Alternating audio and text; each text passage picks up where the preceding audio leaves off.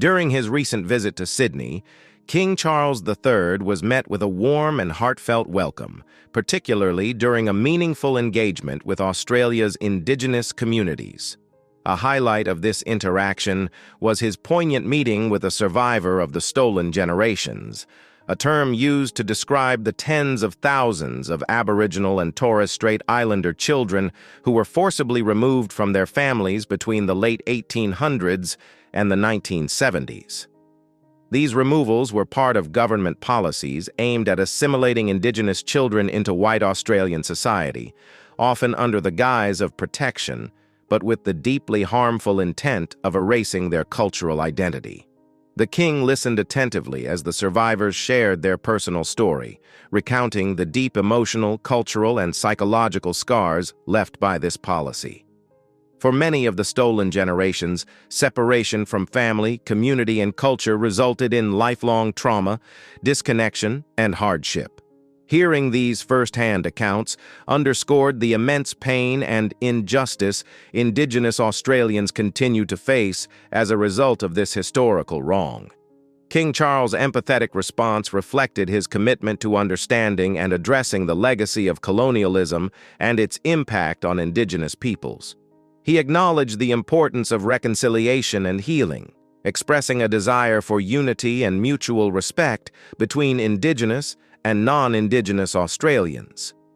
His remarks underscored the need for broader recognition of the injustices that occurred and for Australia to come to terms with its past in order to build a more inclusive and respectful future.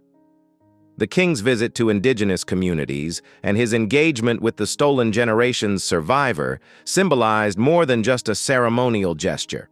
It was a moment that highlighted the ongoing efforts to address historical grievances. Reconciliation between Indigenous Australians and the broader population remains a significant issue in the country, and the meeting exemplified how acknowledgement of past wrongs is a crucial step toward healing. This interaction was part of a broader royal tour, which aimed to strengthen ties between the monarchy and Australia, while also recognizing the unique cultural heritage of the nation's first peoples. Throughout his visit, King Charles emphasized the significance of Indigenous rights and heritage, recognizing their place in contemporary Australian society and the importance of protecting these rights moving forward. By engaging directly with Indigenous communities, the king reinforced the symbolic and moral responsibility of the Crown to contribute to the process of reconciliation in Commonwealth countries like Australia.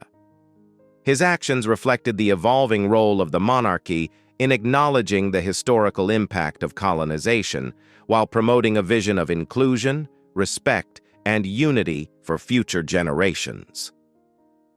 The meeting also came at a time when discussions around Australia's constitutional recognition of Indigenous Australians and the Voice to Parliament, a proposed advisory body representing Indigenous interests, were gaining momentum, making King Charles's visit and his words particularly resonant.